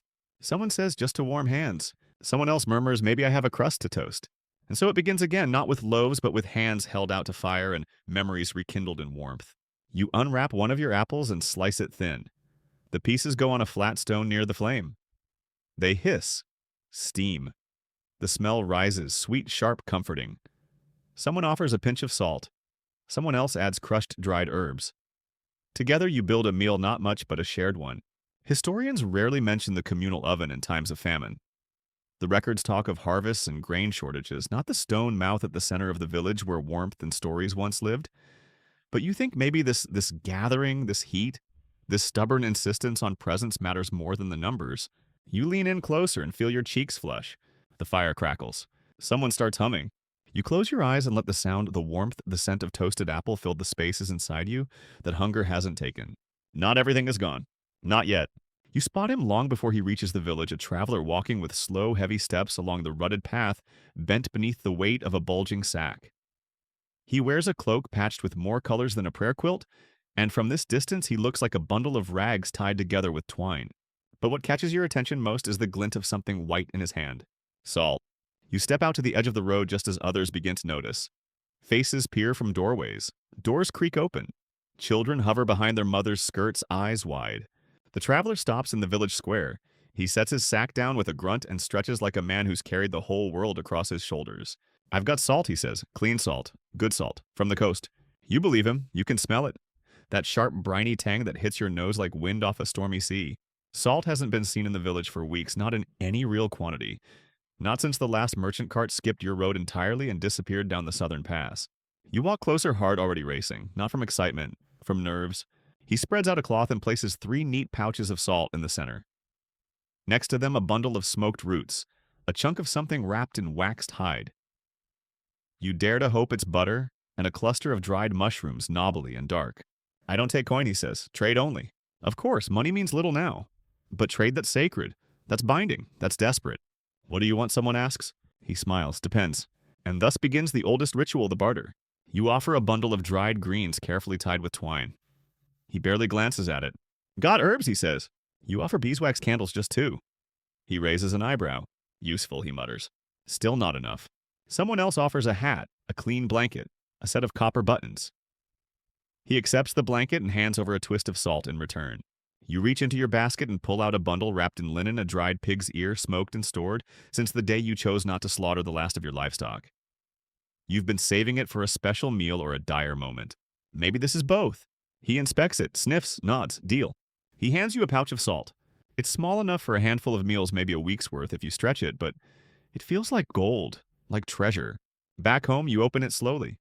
The crystals catch the light, rough and jagged, clumping together from moisture but still bright. Clean, preserved, powerful. Salt preserves meat. Salt cleans wounds. Salt brings flavor. Salt is in a famine almost holy. You boil water with wild greens and drop in a single pinch. The smell transforms immediately. Sharper, clearer, real. The children taste the broth and look at you like you've performed magic. And maybe in a way you have. Later that night, you think about the traveler. Who was he? Where did he come from? Historians still debate the role of traveling peddlers during times of famine. Some paint them as opportunist vultures, picking clean the bones of starving villages. Others portray them as vital links nomads, ferrying life from one place to another, trading survival in handfuls and slices. You don't know which he was. You just know the salt is real, and that he asked for nothing more than what you could offer. You tuck the rest of the pouch away in a cool, dry corner. It's more than seasoning. It's insurance. It's security. It's something. And in these times, that's everything. You sit on the edge of your straw pallet bowl in hand as the priest's voice echoes faintly down the lane. He's giving another sermon, though no one's gathered to hear it. Not anymore. Not like before. But still he stands at the chapel door and preaches because that's what's expected. Because in times like these, even the illusion of order must be preserved. Fast and pray, you hear him say, his voice hollow against the stones. Purify the soul through abstinence. Let hunger be your teacher. You take another sip of broth. It's thin. Wild greens again, flavored with mint and a scrap of smoked bark you're pretty sure came from a hickory tree. You added salt this time, a pinch. Enough to remind your tongue that flavor still exists. The priest's words carry through the cold morning air as heavy as damp wool. This suffering draws you closer to the divine, he intones. You glance at the children. One is picking at a scab. Another is asleep, curled like a cat. Neither is any closer to heaven. You set the bowl down. You've heard variations of this before, that fasting is noble, that suffering refines the soul. That Christ wandered 40 days in the wilderness, and you can too if only you believe hard enough. But 40 days have passed and 40 more, and you're still here, still hungry. Historians still argue whether the church's emphasis on fasting helped or hindered the starving during famines. On one hand, it framed suffering as sacred. On the other, it gave spiritual cover to not helping. And when starvation is labeled as piety, it's hard to argue for soup. Once the church offered alms bread from the monastery, cheese from the abbey kitchens, fish on holy days. Now even those handouts have dwindled, and yet the rules remain. Fast on Fridays. Abstain during Lent. Pray through the hunger. You're already doing all three, not out of choice, but out of necessity. You walk toward the chapel bowl tucked under your cloak. The priest sees you approach and pauses mid-sentence. You nod, not in greeting, in challenge. I've already fasted for 3 days, you say. Not for heaven, just because there's nothing left. He blinks. Then softly he replies, God sees your sacrifice. You want to ask if God also sees the rats in the grain stores. If God watched your neighbor bury her husband in a sheet because the village ran out of shrouds. But instead, you just say, then maybe he'll forgive me for wanting a second bowl. The priest says nothing, just bows his head. You leave before he can respond. That night, you eat a bit of dried clover mixed with mint and crushed acorns. The children fall asleep early, their bellies quiet. You sit by the fire, turning your bowl over in your hands, thinking about all the rules you were raised with and how many of them hunger has burned away. Fasting in theory is a spiritual act. But when there's no food, fasting becomes survival.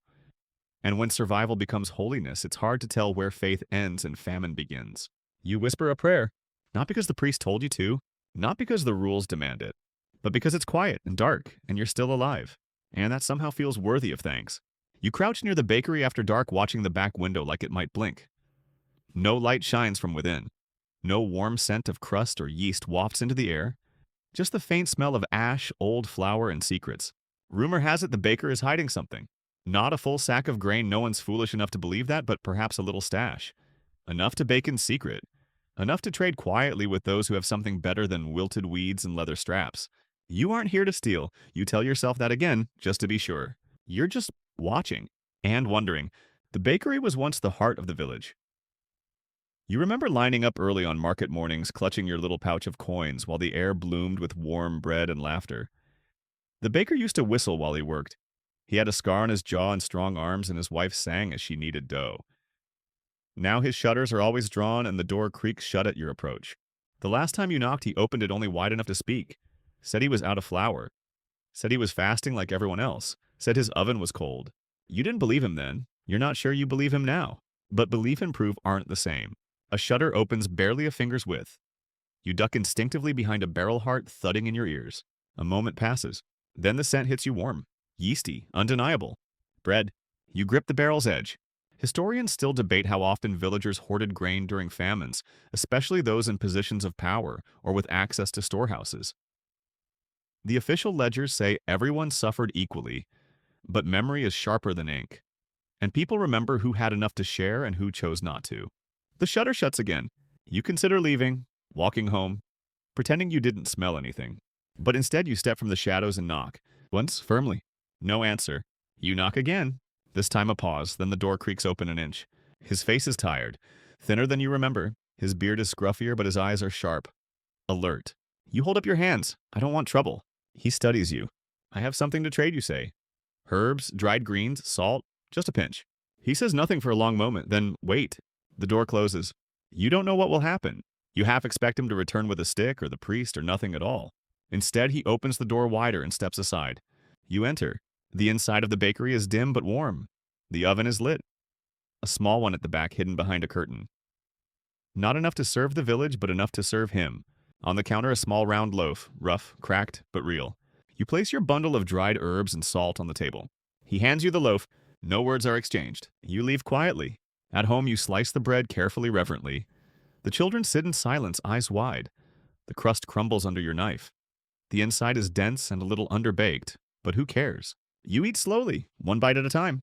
It tastes like forgiveness or defiance, or both. Later, you wrap the heel in cloth and hide it in the cupboard, a treasure for tomorrow. You think about the baker. You don't judge him, you understand. This famine teaches you things you never wanted to learn: how to boil bark, how to eat grass, how to chew leather. But also how to weigh silence, how to see behind drawn shutters, how to recognize a man keeping just enough to keep breathing. You lie down beside the fire and let the warmth from your stomach fill the rest of your chest. You're not angry, but you won't forget. You wake to an eerie silence. Not the comforting kind. Not the kind that comes when the wind dies down or when the children are finally asleep. This silence is heavier, like the village is holding its breath. And something is missing. Cats. No meowing, no hissing under carts, no paw prints in the mud near the baker's stoop. Not a single flick of a tail along the fence posts. You sit up slowly. They've been disappearing for weeks, of course, one at a time, quietly. At first you assumed they'd wandered off chasing mice in the forest or nesting somewhere warm, but now they're just gone. Your own cat, a scruffy gray thing with half a tail and a mean left hook, hasn't been home in 3 nights, and you don't think he's coming back. You check the back of the house just in case. His little patch of straw is undisturbed. The bowl of water remains untouched. No paw prints, no scratch marks on the door. You close it slowly. You don't ask anyone, not directly. But you watch their faces as they walk past. Their eyes look away faster than usual. They nod too quickly. Some of them are chewing on things that don't smell like greens. You wonder how long it takes to skin a cat. You wonder how it tastes, and then you immediately wish you hadn't. Historians still argue about the extent to which domestic animals were consumed during the Great Famine. Dogs, cats, hedgehogs, rats. Some chroniclers describe it with horror, others record it without judgment. A matter of fact, a matter of hunger. You sit by the fire and stare into the embers. You were never especially sentimental about the cat.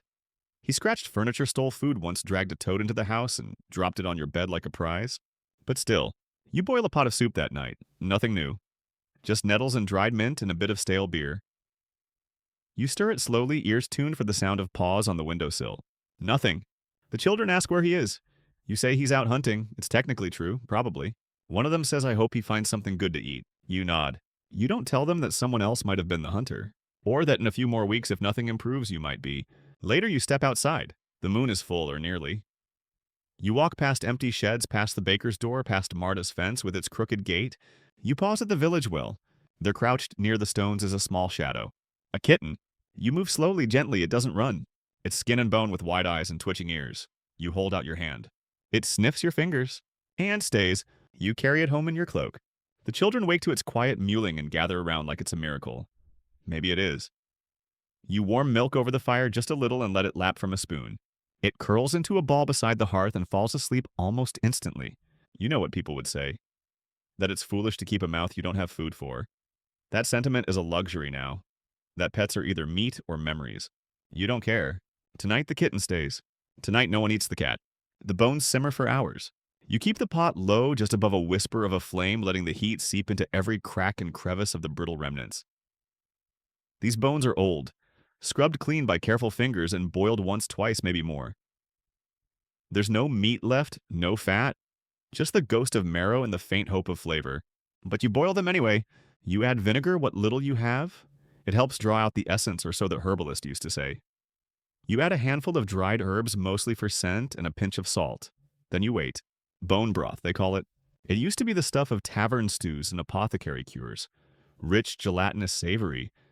Now it's a last resort, a kind of alchemy, trying to transmute the hard remains of something, once living into something almost edible. The steam rises, you inhale, and for a moment you almost believe in magic. The children shuffle near the fire, noses twitching. One of them whispers, "It smells like food." You nod, "It is food." Sort of. When the broth is finally done, strained, thickened, reduced, until it's almost syrup, you divide it into bowls. Each portion shallow like a puddle after the rain. You tear a piece of hard bread into crumbs and sprinkle them over the top. Texture. The taste. It's earthy, dark, like the memory of meat told secondhand. And yet it soothes. The warmth lingers in your chest long after the bowl is empty. You lick the inside clean with your finger. So do the children. Not a drop wasted. You dry the bones in the sun for reuse. Later you'll crush them with a stone and mix the powder into flour. Bone ash bread, it's dense, chalky, and vaguely bitter, but it fills a space in your stomach where nothing else would. Historians sometimes speak of famine innovation with strange admiration. Bone jelly, bark cakes, moss porridge, they marvel at the creativity of survival. You don't blame them. But to live it, to boil the same set of bones until they crumble and then eat the dust, that's not innovation. That's necessity. That's grief in a bowl. You sit by the fire as the last light fades and the steam from the pot curls like a ghost around your face. The bones crack softly in the hearth drying. And you remember the pig, the one you didn't slaughter. Still alive, still breathing. You think someday you'll have to choose again. But not tonight. Tonight the bones gave one last gift. You wrap the cooled leftovers in cloth and store them beside your other treasures, a wedge of old cheese, a bundle of mint, a single dried pear. You don't know what tomorrow brings. But you know this: as long as the pot still boils and the bones still give, you are not done. You tuck the children in one by one and kiss their foreheads. Then you sit by the fire, the bone broth thick in your belly, and watch the coals blink like tired eyes. You kneel in the dust beside the garden plot, your fingers tracing the faint outline of rows long since abandoned. It used to be a small marvel, neatly tended with leeks and beans, little carrots that barely needed pulling. Back when the rain still came, sometimes not always, now it's just a patch of damp earth where nothing grows. And yet you find yourself here almost every morning, digging, prodding, hoping. The records never mention this part. The empty furrows, the prayers muttered into soil, the way your hands learn to move without tools, like they're trying to remember the rhythm of plenty. You brush away the top layer of mud, and there's something glints. A coin. You pause. It's old, tarnished, worn, nearly flat. Probably dropped by someone seasons ago while harvesting onions or pinching off thyme. You turn it in your hand, feeling the familiar weight of uselessness. Coin doesn't feed you anymore. It doesn't buy bread. It barely buys pity. Still, you slip it into your pouch, not for trade for memory. You look up to see a stranger near the fence line. Not the traveler from before, someone older, leaner, a face carved by famine. She approaches slowly, holding a bundle wrapped in gray cloth. "I'm looking for records," she says without preamble. "Ledgers, lists, names, anything." You raise an eyebrow. "Records?" "I'm writing it down," she explains. "What's happening? So they don't forget." You smile thin and wry. They already have. But she doesn't argue. She just waits. You nod toward the chapel. If there's anything left, it's there. The priest kept a book, grain tallies, baptisms, who gave what. She thanks you and turns to go. Then she hesitates. From her cloth bundle, she pulls a page parchment surprisingly clean and hands it to you. You should write too, she says.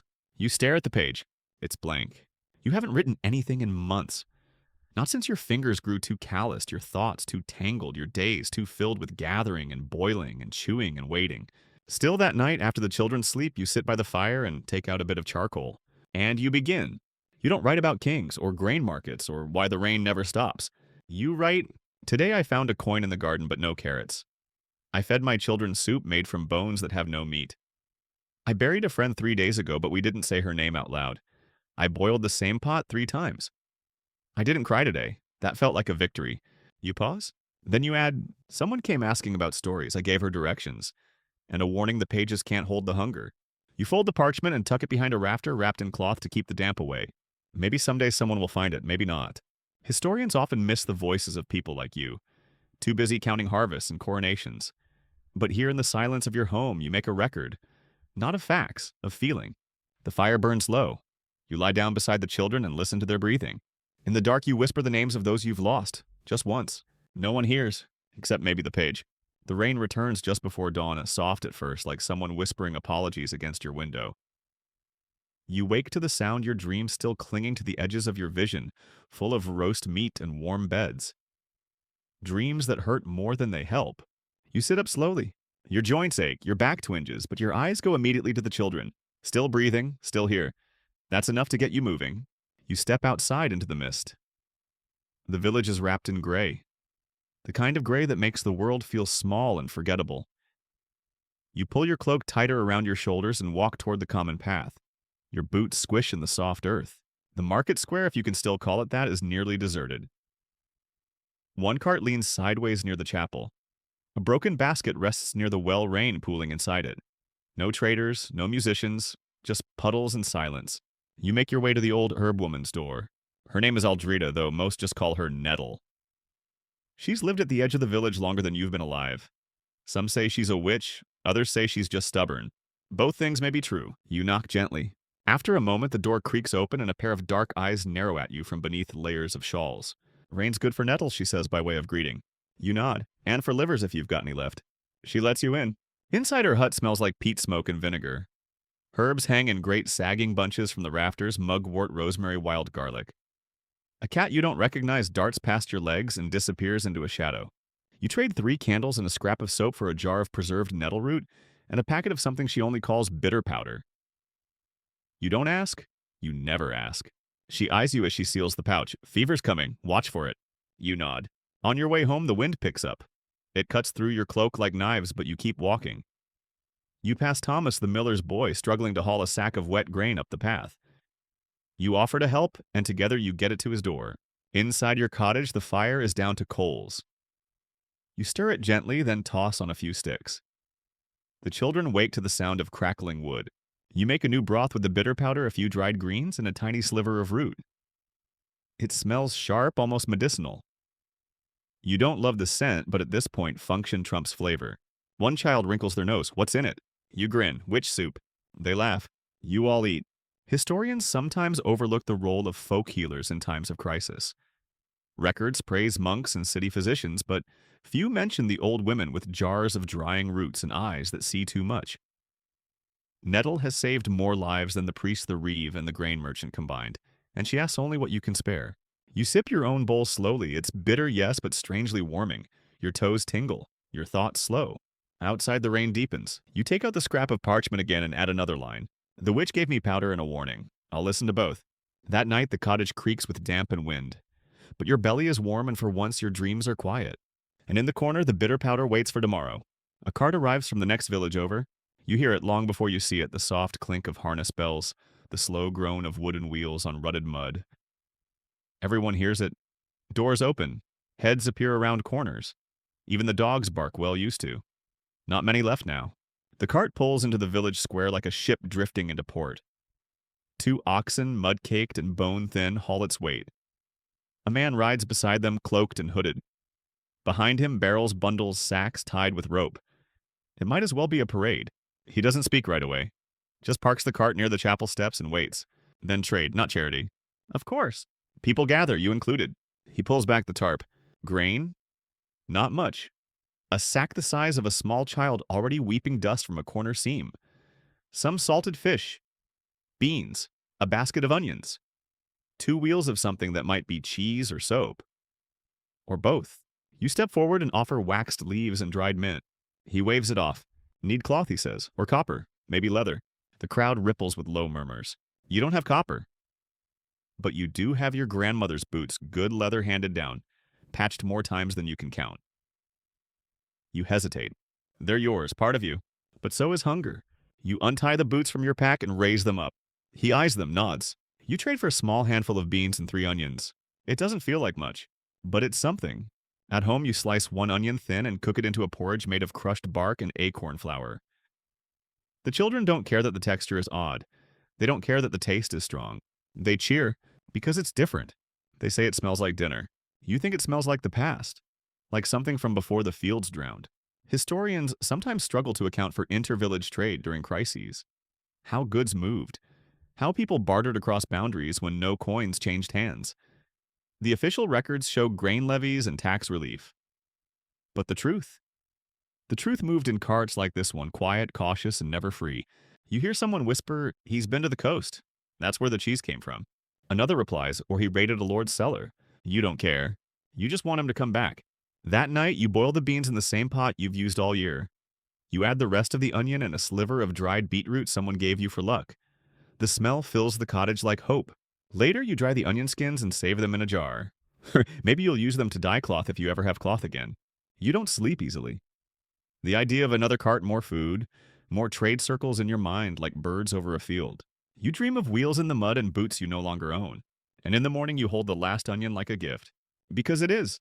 You awaken to the smell of smoke not from your hearth but from the far side of the village. Acrid, oily, too thick to be cooking. You rise quickly, boots thudding on the packed earth floor. Outside, the sky is low and bruised with early mist, but a black ribbon curls upward beyond the thatch roofs. You follow the scent toward the source. It's Marta's house, or rather it was. The building stands barely, but the front is scorched. The door hangs crooked smoke hissing from the corners. Villagers stand in a ring around it, silent. No one moves to help, no one speaks. You spot her sitting on a stump nearby, wrapped in a shawl and staring into the ashes like they might apologize. What happened, you ask softly. She shrugs. I tried to render tallow. The fat was old. I looked away. The silence says the rest. There is no spare timber to rebuild. No spare hands to help. Not now. Not in month 7 of this endless gray season. You want to offer something, words at least, but she just shakes her head. Don't, she says. It was already falling apart. Maybe it wanted to go. You sit beside her. The ground is cold. Someone brings a cup of water. Someone else sets down a dry cloak. A quiet solidarity begins to form slow like moss on a stone. That night she sleeps in your home, curled beside your children like a third shadow. You offer her the last piece of flatbread, the one you were saving for yourself. She doesn't want it at first, but you insist. She eats. Later she says I was saving the tallow to trade. Thought I'd make soap. You nod. Thought I'd make stew from pine needles. We're both dreamers. She laughs and it sounds like something real. Historians still argue whether communities fractured or strengthened during the Great Famine. Some sources say violence surged, that hunger turned neighbor against neighbor. Others point to shared hearths, pooled resources, and makeshift kitchens. You've seen both. But tonight the fire is safe and no one goes without a blanket. In the days that follow, the village helps in small ways. A spare pot here, a bundle of dry reeds there. Someone even gives her a cracked bowl useless for soup, but perfect for holding dried herbs. It becomes a kind of altar in the corner of your home. She arranges a little sprig of mint, a strip of cloth, a stone shaped vaguely like a bird, a shrine to not giving up. The weather worsens, the clouds sit lower, the puddles freeze at night. But the fire in your hearth stays warm, and when the wind howls outside, you pile more straw at the doors and Marta mends the torn blankets. You've lost too much to count, but you've kept something too. People, not all of them, not every day, but enough. And in the dark, as the firelight flickers on the walls, you realize this is what survival looks like. Not dramatic, not heroic, but shared, held, and stubbornly alive. You wake to birdsong. For a long moment, you don't believe it. You lie there, unmoving, eyes still closed, listening, afraid it's a dream. But it comes again, faint but clear, the warble of a finch, or maybe a lark from somewhere near the woods. The first birdsong you've heard in months. You rise slowly as if not to startle the day. Outside, the air smells different, still damp, still cold, but with a hint of green beneath the rot. The puddles have shrunk. The mud is beginning to dry around the edges. The sky is pale blue in patches, like someone is peeling back the clouds by hand. You step outside barefoot. The ground is cold but firm. The path to the well isn't as slick as yesterday. Your footprints no longer sink so deep. A neighbor waves. It feels strange. Not just the wave itself, but that it's not weighed down with worry or hunger or silent calculations about trade. You wave back. At the edge of the garden, you kneel and brush aside damp leaves, and they're tiny, impossibly green as a shoot. Just one. But it's enough. A weed, maybe, or a brave sprig of parsley, you don't care. You mark it with a stick. That evening, you bring the children to see it. They bend low as if they might scare it off. One asks if it will turn into a tree. Another wants to water it with melted snow. Marta just smiles and wraps her shawl tighter. You boil a broth of boiled bark and nettle as always, but tonight you add a single petal from a dried rose, something Aldrida gave you weeks ago. You saved it without knowing why. The scent is soft, faintly sweet. The children smile. You sip slowly, watching their faces glow in the firelight. Their cheeks are fuller now, their laughter easier. The edge of panic has dulled, not vanished, but softened. Historians will ask, when did the famine end? Some will point to ledgers, a good harvest, an improved trade route, a tax reduction. But for you, the answer is simpler. It ends when the hunger stops being the loudest voice in the room. Tonight, that voice is quiet. The children fall asleep in a pile like puppies. Marta mends a tunic by candlelight. You sit by the fire salt pouch nearly empty, thinking about the pig in the shed, who is against all odds still alive. You whisper maybe next spring. You unwrap your page of parchment and write, "Today I heard a bird. There is something green in the garden. I boiled broth and did not cry. We laughed tonight. I don't remember what it was about. That feels like a blessing." You fold the paper, kiss it, and place it beneath a loose floorboard. Let the future find it. Let them know you endured, and that somehow in a world of boiled bones and bitter leaves, a shoot of green was enough to remind you the worst can pass. And when it does, the birds come back. Now, as the fire settles into coals and your eyelids grow heavy, you breathe in one last time. Slow, steady, soft. Let your thoughts drift backward through the stories of boiled nettles and onion skin stews of barter, and candles of empty gardens slowly blooming again. You feel the weight of old wool against your skin and the crackle of straw under your feet. You imagine the warmth of broth in your belly and the quiet pride in sharing a crust of bread. Outside, the rain has faded. The sky stretches pale above a world that is at last learning to be kind again.